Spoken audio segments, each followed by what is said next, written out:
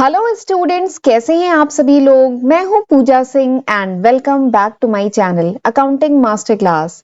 And ये जो हमारी सीरीज है जिसमें हम डिटेल में पढ़ रहे हैं about securities, about security analysis, about investment analysis, इस सीरीज में आज मेरा ये 10th लेक्चर वीडियो है।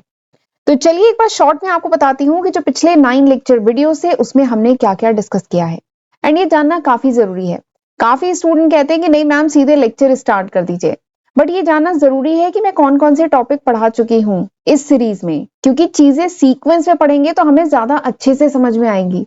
तो इसलिए, और ये भी बात है कि अगर ये टॉपिक आपको पढ़ने हैं, ठीक है, तो आपको पता चल जाएगा ना कि ये टॉपिक पढ़ाए जा चुके हैं, तो आप पिछले के लेक्चर वीडियो देख लेंगे।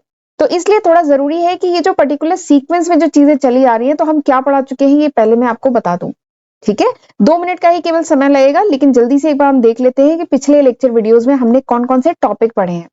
तो मैं आपको पिछले लेक्चर वीडियोस में बता चुकी हूँ अबाउट इन्वेस्टमेंट, अबाउट स्पेकुलेशन, दोनों में क्या डिफरेंस है, एंड इन्वेस्टमेंट का ऑब्जेक्टिव, ये सब हमने डिटेल में समझा। इन्वेस्टमेंट प्रोसेस जो कि काफी इंपॉर्टेंट है, ये भी हमने डिटेल में समझा है।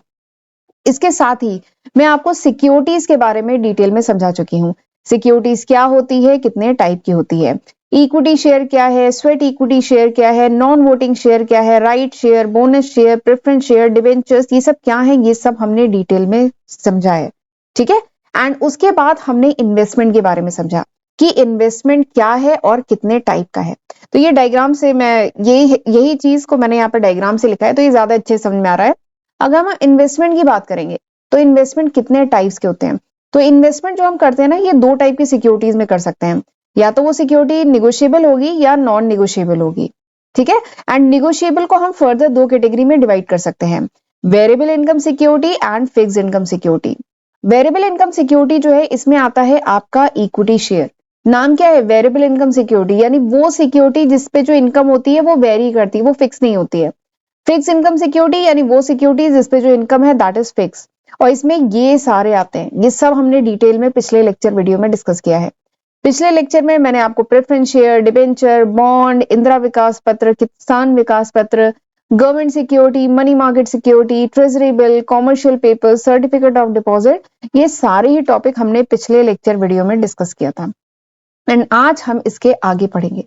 आज मैं आपको बताऊंगी about non negotiable security. Non negotiable security क्या होती है, ये सारे टॉपिक जिसमें हम डिपॉजिट्स पढ़ेंगे, जिसमें बैंक डिपॉजिट आता है, पोस्ट ऑफिस डिपॉजिट आता है, एनबीएफसी डिपॉजिट आता है, ये सब पढ़ेंगे। इसके साथ ही टैक्स शेल्टर सेविंग स्कीम जिसमें पीपीएफ आता है, एनएससी आता है, ये पढ़ेंगे। लाइफ इंश्योरेंस, म्यूचुअल फंड, तो ये सारे टॉपिक किसमें आते हैं, नॉन नेगोशिएबल सिक्योरिटी में आते हैं। ठीक है, तो ये हमें पढ़ना है। इसके साथ ही हमें ये नॉन फाइनेंशियल इन्वेस्टमेंट भी पढ़ना है। तो ये सारे टॉपिक पढ़ने हैं। अच्छा, निगोशिएबल नॉन निगोशिएबल मतलब तो पता है ना। निगोशिएबल सिक्योरिटी यानी वो securities which are easily transferable, जो ट्रांसफरेबल है इजिली। नॉन निगोशिएबल सिक्योरिटी यानी विच आर नॉट ट्रांसफरेबल, जो एक पार्टी से दूसरी पार्टी तक नॉट ट्रांसफरेबल होती है, वो नॉन निगोशिएबल सिक्योरिटी होती है। ठीक, तो चलिए आज के लेक्चर में हमें ये सारे टॉपिक पढ़ने हैं, तो फिर हम आज का लेक्चर जल्दी से स्टार्ट करते हैं।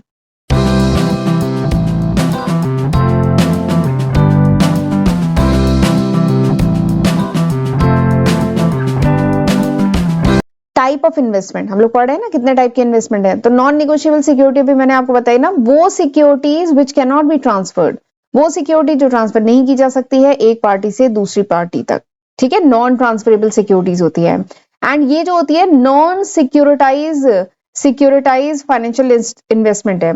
नॉन सिक्योरिटाइज का क्या मतलब है, नॉन सिक्योरिटाइज या कह लीजिए नॉन सिक्योरिटी, इसका मतलब क्या है, ये जो नॉन निगोशिएबल सिक्योरिटी जो आज के लेक्चर में हम पढ़ेंगे ना, ये नॉन सिक्योरिटाइज है। इसका मतलब है कि these are not traded on any public exchange, यानी किसी भी पब्लिक एक्सचेंज पे इनकी ट्रेडिंग नहीं होती है, इनको किसी भी पब्लिक एक्सचेंज से खरीदा नहीं जा सकता है।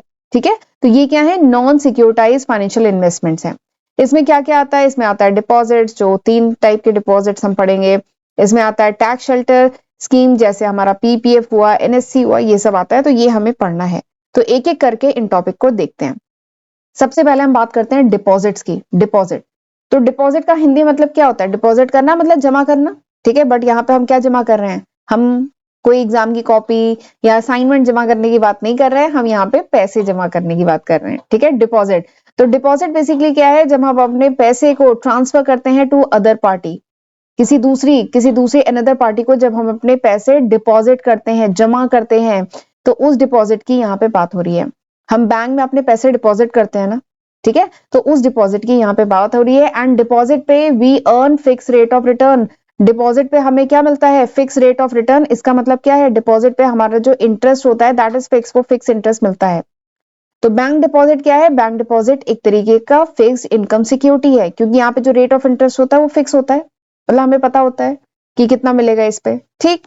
अच्छा, ये मत समझ लीजिएगा कि रेट ऑफ इंटरेस्ट हमेशा फिक्स रहता है, कि पिछले साल जो रेट ऑफ इंटरेस्ट था वो भी इस साल है, ऐसा नहीं होता है ना। आपको पता है गवर्नमेंट अपनी मॉनिटरी पॉलिसी लाती है जिसमें टाइम टू टाइम क्या है? रेट ऑफ इंटरेस्ट वेरी करता है। Government rate of interest very करती है, फिर उसके अकॉर्डिंगली हर बैंक अपने जो प्रोडक्ट्स हैं, एफडीज वगैरह के रेट थोड़े से मतलब चेंज किए जाते हैं, ठीक है। बट ये है कि जब भी हम कोई एफडी वगैरह कराएं, फिक्स डिपॉजिट हमने कराया, तो हमें पता है कि उस पर रेट ऑफ इंटरेस्ट क्या है, उसके सर्टिफिकेट पे लिखा होता है, ठीक है। तो ये जो बैंक डिपॉजिट है, this is very much similar to fixed income securities, ठीक। और ये क्या होती है? नॉन निगोशिएबल है। इसका मतलब क्या है? ये ट्रांसफरेबल नहीं होती है। मतलब मैंने अपने नाम पे एफडी कराई है अगर, तो ऐसा नहीं है किसी एक्स पर्सन के नाम पे वो एफडी ट्रांसफर हो जाएगी, ऐसा नहीं होगा। उस एफडी को क्या करना होगा? रिडीम करके उस पैसे को मैं दे सकती हूँ, उस पैसे को से फिर एफडी करा लेंगे, बट वो एफडी ट्रांसफरेबल नहीं है। जबकि शेयर्स क्या है? वो शेयर ट्रांसफर किए जा सकते हैं ना, ठीक। अब इसमें डिपॉजिट्स की बात करें तो 3 तरीके के डिपॉजिट आते हैं। पहला क्या है? बैंक डिपॉजिट, दूसरा क्या है? पोस्ट ऑफिस डिपॉजिट, तीसरा क्या है? एनबीएफसी डिपॉजिट, ठीक। हमें अगर पैसे अपने दूसरी पार्टी को ट्रांसफर करने हैं, डिपॉजिट करना है, जमा करना है, तो हम या तो बैंक में डिपॉजिट करते हैं, नहीं तो पोस्ट ऑफिस में डिपॉजिट करते हैं, नहीं तो एनबीएफसी में डिपॉजिट करते हैं, ठीक, जिसमें हमें फिक्स रेट ऑफ रिटर्न मिलता है, राइट। अब ये तीनों मतलब इन डिपॉजिट के बारे में डिटेल में समझते हैं। सबसे पहला क्या है? Bank deposit. सबसे कह लीजिए ज्यादा जो सुना होगा आपने वो यही है, बैंक डिपॉजिट। हम अपने पैसे को कहाँ डिपॉजिट करके रखते हैं? बैंक में। घर पे तो कम ही रखते हैं, ठीक है। आजकल न्यूज में काफी चर्चा में है अभी जो सबसे बड़ी, मतलब शायद इंडिया की हिस्ट्री की सबसे बड़ी जो रेड पड़ी है, जिसमें 350 करोड़ के ऊपर का अमाउंट मिला है कैश में, उसके बारे में बात चल रही है। तो कोई घर में पैसा जनरली नहीं रखता है, ठीक है। लोग अपने पैसे कहाँ रखते हैं? डिपॉजिट करके बैंक में रखते हैं, ठीक। अच्छा, आप मुझे बताइएगा कमेंट सेक्शन में, देखते हैं कि आप आजकल न्यूज देखते हैं कि नहीं। ये दिसंबर 2023 में वीडियो मैं रिकॉर्ड कर रही हूँ, क्योंकि आगे भी रहेगा, कई सालों तक रहेगा ये वीडियो, तब कुछ और केसेस हो सकते हैं। ये दिसंबर 2023 में मैं वीडियो रिकॉर्ड कर रही हूँ। आप मुझे जरा कमेंट सेक्शन में बताइएगा कि इस समय अभी तक की इंडिया की सबसे बड़ी जो इनकम टैक्स की रेट पड़ी है, जिसमें 350 करोड़ से भी ज्यादा का कैश मिला है, वो कौन सी रेट है, किसके घर पड़ी है, ठीक है। वो मुझे कमेंट सेक्शन में आप बताइएगा। देखते हैं आज आप लोग न्यूज़पेपर या न्यूज सुनते हैं कि नहीं है, ठीक है। तो चलिए, मैं बता रही थी कि कैश घर पे तो नहीं रखते हैं हम, क्या करते हैं? डिपॉजिट करके बैंक में रखते हैं। थोड़ा बहुत खर्चे के लिए घर पे रखे जाते हैं, बाकी डिपॉजिट करके रखते हैं। तो कह लीजिए बैंक डिपॉजिट क्या है? सबसे सिंपल इन्वेस्टमेंट है, इन्वेस्टमेंट एवेन्यू है, जो हम जैसे इन्वेस्टर्स के पास अवेलेबल है। हम, ठीक है, अगर हमें शेयर मार्केट के बारे में अगर नॉलेज नहीं है, या म्यूचुअल फंड के बारे में नॉलेज नहीं है, या कोई दूसरा अगर इन्वेस्टमेंट की नॉलेज नहीं है, तो कम से कम हम अपने पैसे को बैंक में डिपॉजिट करके तो रख सकते हैं ना। तो ये सबसे सिंपल इन्वेस्टमेंट है जो हर इन्वेस्टर आसानी से कर सकता है। इसके लिए कुछ नहीं, इन्वेस्टर को अपना एक बैंक अकाउंट ओपन करना, उसमें पैसे डिपॉजिट करने हैं। अब ये जो अकाउंट है, ये 3 तरीके का हो सकता है। एक होता है करंट अकाउंट, एक होता है सेविंग अकाउंट, एक होता है fixed account, fix deposit account, ठीक है, जो एफडी होती है। करंट अकाउंट क्या होता है? करंट अकाउंट जनरली जो बिजनेसमैन होते हैं ना, वो डेली का ट्रांजेक्शन उसमें होता रहता है, करंट अकाउंट। तो करंट अकाउंट में जो होता है ना, कोई इंटरेस्ट नहीं मिलता है। Current account don't offer any interest. अगला जो है सेविंग अकाउंट, यही हम लोग नॉर्मली मतलब रखते हैं, सेविंग अकाउंट। ये बिजनेसमैन रखते हैं करंट अकाउंट, ठीक है, हम लोग सेविंग अकाउंट रखते हैं। सेविंग अकाउंट में क्या होता है? हमारे जो भी पैसे आ रहे हैं, वो अगर सैलरी वगैरह आ रही है, तो वो सब जिस अकाउंट में जाती है वो है सेविंग अकाउंट। पर सेविंग अकाउंट में क्या है, जो रेट ऑफ इंटरेस्ट वो थोड़ा सा कम है। सेविंग अकाउंट में कोई लॉक इन नहीं है, हमारा पैसा कोई लॉक नहीं हुआ है, ठीक। इसलिए यहाँ पे क्या है, रेट ऑफ इंटरेस्ट क्या है, कम होता है। 3% से लेके 4.5% तक इसके बीच का होता है। मैं 4.5% तक इसलिए कह रही हूँ कि कुछ बैंक्स, क्योंकि कंपटीशन बहुत ज्यादा बढ़ गया है, तो कुछ बैंक्स ऐसे हैं जो अगर ज्यादा अमाउंट सेविंग अकाउंट में मेंटेन किया, तो वो ज्यादा इंटरेस्ट भी देते हैं। बट मतलब 3% के आसपास मिलता है इस पे इंटरेस्ट, सेविंग अकाउंट पे, ठीक है। इसमें लिक्विडिटी ज्यादा है, क्योंकि कोई लॉक इन है नहीं, जब पैसे की जरूरत हो निकाल सकते हैं, इजी टू हैंडल, कन्वीनियंट है, सब कुछ ऑनलाइन है। तो ये दूसरा हुआ सेविंग अकाउंट। तीसरा क्या है? फिक्स डिपॉजिट, जो हमारी एफडी होती है। इवन आपको बता दूं, जब मैंने इन्वेस्टमेंट शुरू किया था तो सबसे पहला जो इन्वेस्टमेंट है वो मैंने एफडी में ही किया था। सबसे पहले जो शुरुआत मैंने की है इन्वेस्टमेंट की अपनी जॉब लगने के बाद, वो मैंने एफडी से ही शुरुआत की थी। फिर धीमे धीमे म्यूचुअल फंड, शेयर मार्केट, बाकी चीजें हुई, बट सबसे पहला जो इन्वेस्टमेंट मैंने किया दैट इज एन एफडी। तो एफडी में क्या है, सेविंग अकाउंट के कंपेयर में क्या है, हाई रेट ऑफ इंटरेस्ट है। यहाँ पे क्या होती है, लॉक इन होती है। जैसे 1 साल की एफडी, 2 साल की, 3 साल की, या कुछ बैंक्स में जैसे नहीं 350 डेज की एफडी है या 650 डेज की एफडी है, तो ऐसे करके भी डेज के हिसाब से भी होती है, ईयर के भी हिसाब से एफडी होती है। तो यहाँ पे जो रेट ऑफ इंटरेस्ट होता है वो थोड़ा सा ज्यादा होता है। और क्योंकि कंपटीशन इतना ज्यादा बढ़ता जा रहा है, नए नए प्रोडक्ट मार्केट में आ रहे हैं, तो कुछ बैंक जो होती है ना ऐसा भी प्रोडक्ट ऑफर करती हैं which is a combination of saving account and FD. इसका क्या मतलब है कि सपोज करिए आपके अकाउंट में 1 लाख रुपए है, ठीक है, और आपने किया हुआ है कि मेरे अकाउंट का जो 40% है वो जो है आप सेविंग अकाउंट में रखिए, और जो 60% है उसको आप एफडी में रखिए। तो इसका मतलब क्या है कि अगर मेरे अकाउंट में 1 लाख है तो 40,000 लिक्विड रहेगा और 60,000 लॉक रहेगा एफडी में। तो इस टाइप के भी combination of saving account and FD, इस टाइप के भी कुछ प्रोडक्ट होते हैं, कुछ बैंक्स ऑफर करते हैं, ठीक है। एंड एक बात कहें कि डिपॉजिट, जो हम बैंक में जो डिपॉजिट रखते हैं, current account, saving account, FD के फॉर्म में, वो क्या होता है, सेफ होता है, काफी हद तक सेफ होता है। एफडी तो एकदम, इसीलिए मैंने इन्वेस्टमेंट सबसे पहले एफडी से ही शुरू किया, क्योंकि वो बहुत सेफ है, और उतनी नॉलेज नहीं थी मुझे उस समय। तो एफडी बहुत सेफ है, आरबीआई की गाइडलाइन है, उसके तहत सारी चीजें हैं, तो काफी सेफ है। और ऐसे इन्वेस्टर जो रिस्क नहीं लेना चाहते, रिस्क एवर्स इन्वेस्टर है, उनके लिए तो एफडी बहुत बढ़िया है, बैंक डिपॉजिट बहुत बढ़िया है, ठीक है। तो ये क्या है, ये है नॉन नेगोशिएबल सिक्योरिटी। सबसे पहली क्या है, डिपॉजिट, ठीक। तो मैंने आपको बैंक डिपॉजिट बता दिया। अब हम बात करते हैं post office deposit. Post office deposit, अब मैं एक बात बताऊं कि बहुत सारे स्टूडेंट को लगता है कि डिपॉजिट जो है केवल बैंक्स में ही होता है। क्योंकि पोस्ट ऑफिस डिपॉजिट की बात करूं तो ये काफी पुराना है, बट इतना बहुत ज्यादा पॉपुलर कह लीजिए, और अब के टाइम में भी थोड़ा सा कम पॉपुलर है, हो गया है। तो इसलिए काफी स्टूडेंट को इसके बारे में नहीं जानकारी, मैंने जब क्लास में डिस्कस किया काफी सारे स्टूडेंट को इसके बारे में जानकारी नहीं थी। तो बता दूं कि पोस्ट ऑफिस में भी आप डिपॉजिट मेंटेन कर सकते हैं, वहां पे भी पैसे जमा होते हैं। तो जैसे बैंक में आप डिपॉजिट मेंटेन करते हैं ना, उसी तरीके से पोस्ट ऑफिस भी ऑफर करते हैं fix deposit, FD facility offer करते हैं।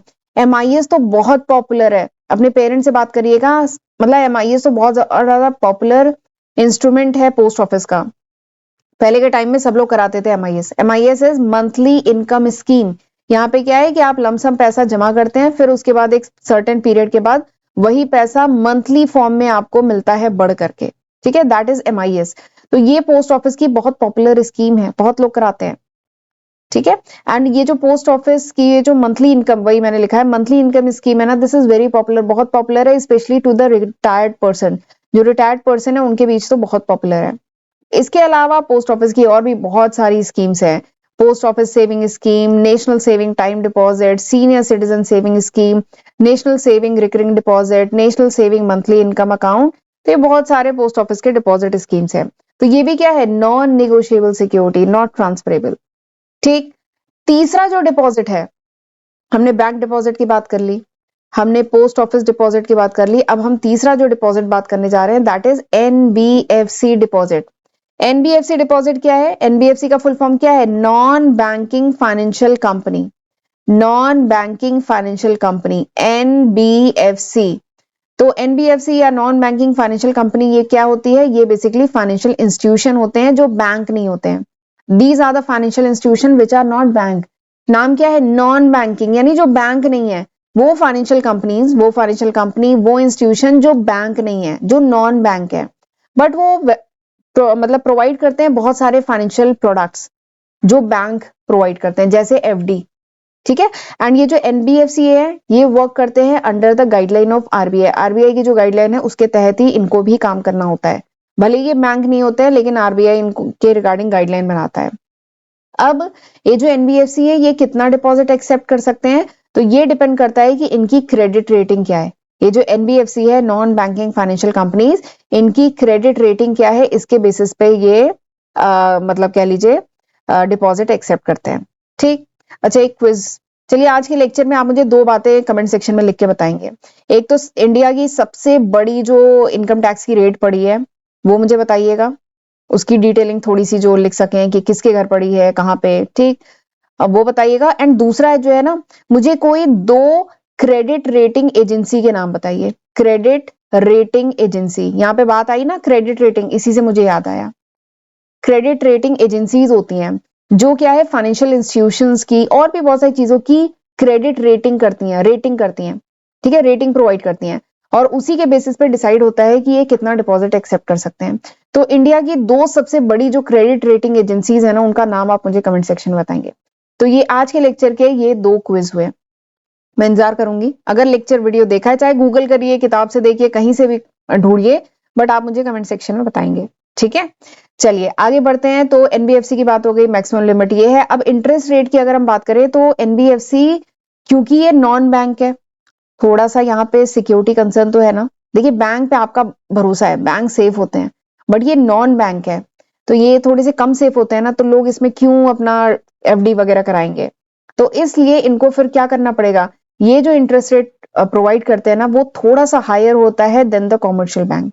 तो एनबीएफसी का जो इंटरेस्ट रेट होता है ना, वो थोड़ा सा हायर होता है कॉमर्शियल बैंक के कंपेयर में, ठीक है। पब्लिक डिपॉजिट पे थोड़ा सा हायर ये इंटरेस्ट रेट देते हैं, ठीक। और सिक्योरिटी की बात करें तो अभी मैंने डिस्कस किया था कि जो भी डिपॉजिट है एनबीएफसी में, वो थोड़ा सा सिक्योरिटी कंसर्न, मतलब सिक्योरिटी के पॉइंट ऑफ व्यू से यहाँ पे सिक्योरिटी थोड़ी सी कम होती है as compare to deposit with the bank.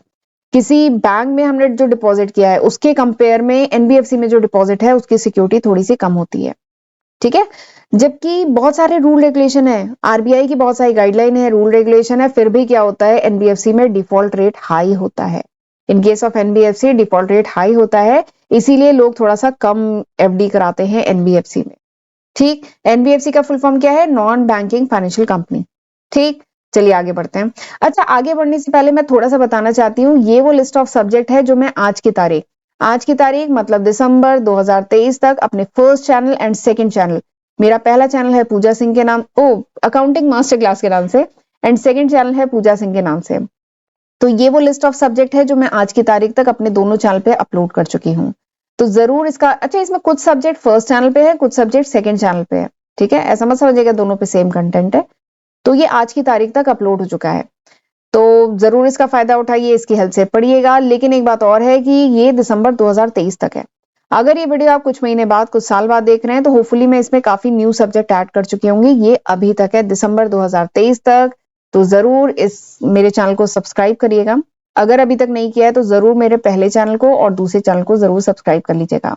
And please video को लाइक जरूर किया करिए, हमें बहुत मोटिवेशन मिलता है। आप लोग वीडियो को लाइक करते हैं, कमेंट करते हैं, और आज के क्विज का तो रिप्लाई करिएगा, कमेंट करते हैं, तो हमें बहुत मोटिवेशन मिलता है, और इसीलिए शायद मैं डेली वीडियो लाती रहती हूँ। और मेरे चैनल पे जो अपलोडेड वीडियोस हैं उनके नोट्स चाहिए, then you can download my application from Google Play Store. आप गूगल प्ले स्टोर से मेरी एप्लीकेशन डाउनलोड कर सकते हैं, सारे लिंक आपको डिस्क्रिप्शन में मिल जाएंगे, और इंस्टाग्राम पे भी मुझे जरूर फॉलो कर लीजिए, ठीक है। तो चलिए आगे बढ़ते हैं। अब हम पढ़ते हैं टैक्स शेल्टर्ड सेविंग स्कीम के बारे में, यानी वो सेविंग स्कीम जिसमें क्या मिल रहा है, टैक्स बेनिफिट मिल रहा है, ठीक है। तो वही है, tax shelter saving scheme offer करता है tax relief, tax benefit offer करता है under the income tax act, under the income tax law. और इसमें क्या क्या आता है, इसमें आता है आपका PPF, very popular, public provident fund, मैंने भी कराया हुआ है पब्लिक प्रोविडेंट फंड। और क्या आता है इसमें, एनएससी आता है, national saving certificate, national saving scheme ये आती है। तो ये क्या है, टैक्स शेल्टर्ड सेविंग स्कीम, ठीक। चलिए इनके बारे में डिटेल में समझते हैं। सबसे पहले हम बात करते हैं पीपीएफ के बारे में। पीपीएफ क्या है, public provident fund scheme, scheme कहिए चाहे अकाउंट कहिए, तो पब्लिक प्रोविडेंट फंड। तो ये बेसिकली अकाउंट होते हैं जो हम किसी बैंक में ओपन करा सकते हैं। इसमें हम डिपॉजिट, मिनिमम डिपॉजिट कितना होता है, 500 का मिनिमम डिपॉजिट कर सकते हैं, या मैक्सिमम हम इसमें 1.5 लाख तक का डिपॉजिट कर सकते हैं किसी भी फाइनेंशियल ईयर में। इसमें लोन फैसिलिटी भी होती है, जो पीपीएफ अकाउंट होता है ना, उसमें लोन भी ले सकते हैं, ठीक है, बट कब, आफ्टर थर्ड ईयर, ठीक है। 3 फाइनेंशियल ईयर से लेके 6 फाइनेंशियल ईयर तक हम इसमें लोन फैसिलिटी भी होती है कि जितना हमने डिपॉजिट किया है उसके बेसिस पे हमें लोन भी ले सकते हैं, उस पर विड्रॉल भी कर सकते हैं। 7 साल के बाद जो है हम इसमें विड्रॉल भी कर सकते हैं, जितना पैसा कलेक्ट हुआ उसमें से अगर हमें पैसे की जरूरत है तो हम विड्रॉल भी कर सकते हैं। अब ये जो पीपीएफ में जो भी हमने डिपॉजिट किया है, ठीक है, पीपीएफ में जो भी डिपॉजिट किया है, अब ये कब मेच्योर होगा, 15 साल पे। जो पीपीएफ अकाउंट है उसकी मेच्योरिटी कब है, 15 साल, financial year 15 complete financial year पे इसकी मेच्योरिटी है, ठीक है, जब आपने ओपन किया उसके बाद 15 फाइनेंशियल ईयर पे इसकी मेच्योरिटी होती है। अब एक बात और है कि मेच्योरिटी के बाद भी आप इसको एक्सटेंड करा सकते हैं। आपको पीपीएफ की मतलब जो पैसे मिल रहे हैं उसकी जरूरत नहीं है सपोज करिए, ठीक है, तो आप इसको एक्सटेंड भी करा सकते हैं फॉर नेक्स्ट 5 ईयर। इसमें 5-5 साल के ब्लॉक में ये एक्सटेंड हो सकता है, या तो 5 साल या 10 साल या 15 साल के उसमें आप पीपीएफ का जो अकाउंट है जो मेच्योर हो गया उसको एक्सटेंड भी करा सकते हैं। इसके साथ ही आप इनडेफिनेट पीरियड के लिए भी रख सकते हैं। ये जो पीपीएफ अकाउंट है आप इनडेफिनेट पीरियड के लिए भी रख सकते हैं, ठीक है। उसमें आपको फर्दर डिपॉजिट नहीं करना होगा, जो रेट ऑफ इंटरेस्ट होगा वो वही मिलेगा जो पहले मिल रहा था वही होगा। और जो पीपीएफ में जो आप डिपॉजिट करते हैं वो सेक्शन 80C, जो सेक्शन 80C के तहत जो टैक्स रिबेट मिलता है ना, जो डिडक्शंस मिलते हैं वही है इसमें भी, पीपीएफ में भी है। और जो इंटरेस्ट आप अर्न करते हैं पीपीएफ में वो टैक्स फ्री होता है, ये बहुत बढ़िया फायदा है, टैक्स फ्री होता है। और हम बात करें कि इंटरेस्ट रेट इस पे होता कितना है पीपीएफ पे, तो इस समय 7.1 के अराउंड चल रहा है, अप्रोक्सीमेटली मैं कह रही हूँ क्योंकि ये सब रेट वेरी भी तो करते हैं। तो अप्रोक्सीमेट इस समय 7.1% के अराउंड इसका इंटरेस्ट रेट चल रहा है।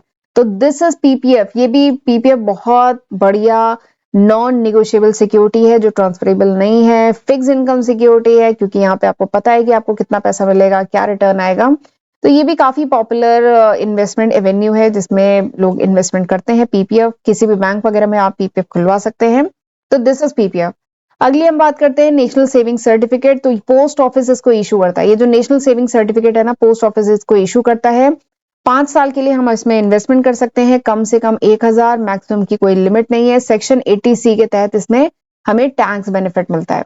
तो दिस इज एनएससी, इसको एनएससी कहते हैं, बहुत पॉपुलर है एनएससी, एनएससी, ठीक। तो ये भी एक इन्वेस्टमेंट एवेन्यू है, नॉन निगोशिएबल सिक्योरिटी है। अगली जो है दैट इज लाइफ इंश्योरेंस। अगला क्या है, लाइफ इंश्योरेंस। पर ये जो लाइफ इंश्योरेंस है ना, इसको मैं अब अगले लेक्चर वीडियो में डिस्कस करती हूँ क्योंकि आज हमने काफी डिस्कस कर लिया है और लेक्चर काफी लंबी भी हो गया है। तो life insurance and mutual fund अब हम अगले लेक्चर में डिस्कस करते हैं, ठीक है। तो इतना पढ़ लीजिएगा तब तक। तो आज हमने क्या पढ़ा, आज हमने पढ़ा है डिपॉजिट, ठीक है, ये सब तो हम पढ़ चुके हैं, ठीक। आज हमने पढ़ा deposit, bank deposit, post office deposit, NBFC deposit. Tax shelter saving scheme में हमने पीपीएफ और एनएससी पढ़ा। तो आज हमने इतना पढ़ लिया है। अगले टर्न पे हम पढ़ेंगे life insurance and mutual fund, ठीक है। तो जितना पढ़ाया है उतना पढ़ के रखिएगा। अब हम मिलते हैं अगले लेक्चर वीडियो में, तब तक अपना ध्यान रखिएगा। God bless you.